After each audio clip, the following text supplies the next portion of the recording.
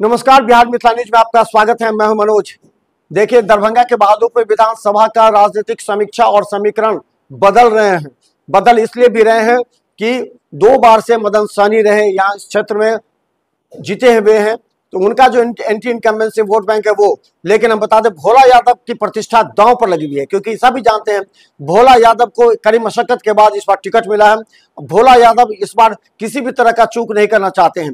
भोला यादव ने साम दाम दंड भेद सभी अपना करके इस क्षेत्र के जनता के बीच पहुंचने का काम कर रहे हैं। मोटरसाइकिल से सभी जगह जाकर के जनता के बीच ये कहने का प्रयास कर रहे हैं कि हम आपके साथ हैं और हम इस क्षेत्र का विकास करेंगे। देखिए, उनका जो कोर वोटर है एमवाय समीकरण इस बार पूरी तरह भोला यादव के साथ जुट गया है, जो महागठबंधन का कोर वोटर है।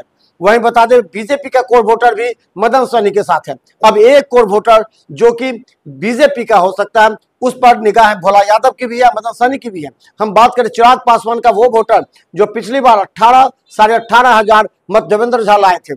अब ये दलित वोट है या इसमें ब्राह्मण समाज का वोट है, इसकी समीक्षा दोनों कर रहे हैं। देखिए, भोला यादव की भी निगाहें हैं ये 17,000 वोटर पर, जो कि दलित वोट बैंक है, चिराग पासवान का वोट बैंक है। चिराग पासवान का वोट बैंक अभी मदन सहनी के साथ है। मदन सहनी चाहेंगे किसी भी तरह चिराग पासवान का एक भी वोटर इधर से उधर नहीं हो, लेकिन भोला यादव चाह रहे हैं किसी भी तरह हमें चिराग पासवान के वो वोटर जिन्हें न्याय नहीं मिला, जिनके लिए विधायक नहीं गए हैं, वहां पर जाकर उन्हें समझा करके उनके कोर वोटर को अपने पक्ष में लाना। अगर ऐसा करने में भोला यादव सफल होते हैं तो भोला यादव लीड कर सकते हैं, लेकिन मदन सहनी ऐसा नहीं चाहेंगे। देखिए, सवाल समझ लीजिए, दोनों का कोर वोटर अलग अलग है। बीजेपी का जिस तरह कोर वोटर है अलग अलग समाज में, अलग अलग जाति में, उसी तरह महागठबंधन का भी कोर वोटर है अलग अलग जाति, अलग अलग समाज में। ये दोनों कोर वोटर इस बार दोनों के साथ रहेंगे, लेकिन ये कॉमन बताता जो हमारी समीक्षा है कि हम अपने लोगों को, हम जब निकलते हैं ना तो कैमरा के साथ निकलते हैं, कैमरा से न्यूज लेने के बाद कैमरा को रख देते हैं। उसके बाद हम 4-5 चौक चौराहे पर जाते हैं, वहाँ लोगों से अपने तरीके से बात करते हैं, चाय पीते हैं, नाश्ता करते कराते भी हैं।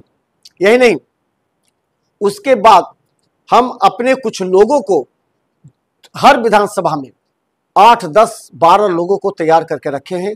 उनका नंबर लिए हुए हैं, उनसे फीडबैक लेते हैं, उनसे पूछते हैं आज के चौक चौराहों पर किस बात की चर्चा हुई, आखिर मुद्दा कौन सा था जिसको लेकर के चर्चा कर रहे हैं। ये तमाम बातों का विश्लेषण हम करते हैं, उसके बाद हम समीक्षा करते हैं।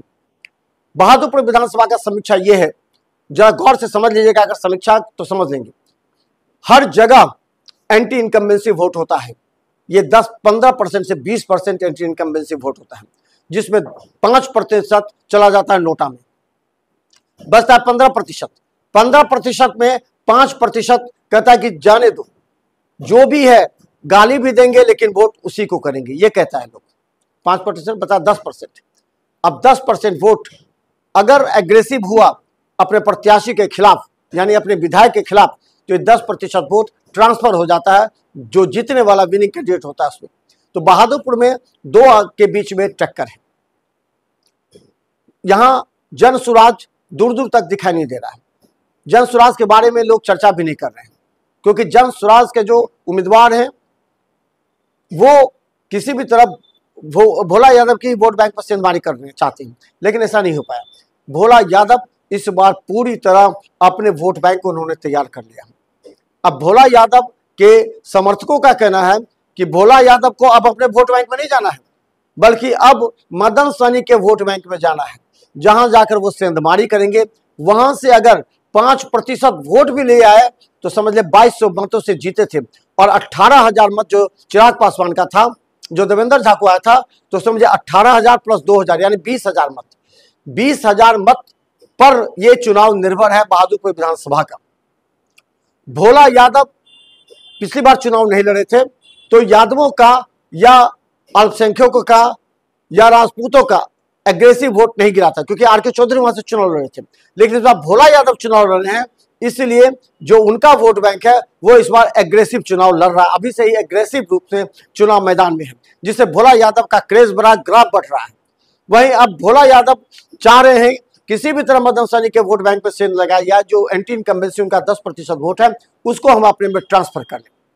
इस परिस्थिति में भोला यादव की ये पहली मंशा है। दूसरी, 18,000 वोट जो आया था चिराग पासवान का कहा जाता था, उसमें 3,000 जो ब्राह्मण वोटर भी थे या अलग अलग वोटर भी थे। तो 16,000 के आसपास वोट कहा जा रहा है जो चिराग पासवान के वोटर हैं।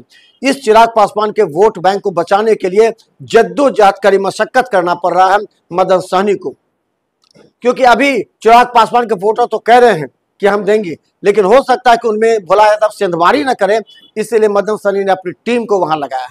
लेकिन वही भोला यादव ने भी अपनी टीम को पूरी तरह उस 16,000 वोटर जो कि चिराग पासवान के उधर लगाया है। यह संभावित है कि चिराग पासवान के वोटरों को अपने पक्ष में लाने के लिए मदन सहनी वहां चिराग पासवान का कार्यक्रम करें, जिससे वोट प्रभावित हो सकता है, वोट वापस फिर मदन सहनी के पक्ष में जा सकता है। लेकिन 3 से 4 हजार वोट बैंक पर पूरी तरह भोला यादव से सेंधमारी कर रहे हैं।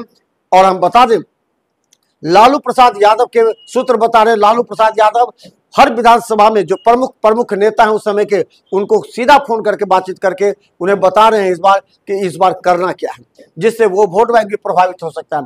यानी हम बता दें कि समीक्षा में ये जो आ रहा है, जो हमारे रिपोर्टर्स, जो हमारे लोग, जो जिस फोन नंबर को हमने बहादुरपुर विधानसभा के विभिन्न जगहों पर रखा है, उनसे हम संवाद स्थापित करते हैं, उनसे बताते हैं कि क्या रिपोर्ट है और हम उसे बताते हैं कि क्या करना भी है। देखते रहिए बिहार मित्र न्यूज, क्योंकि बिहार बहादुरपुर विधानसभा में मात्र चिराग पासवान के वोटरों पर अब भोला यादव और मदन सहनी दोनों निर्भर हैं।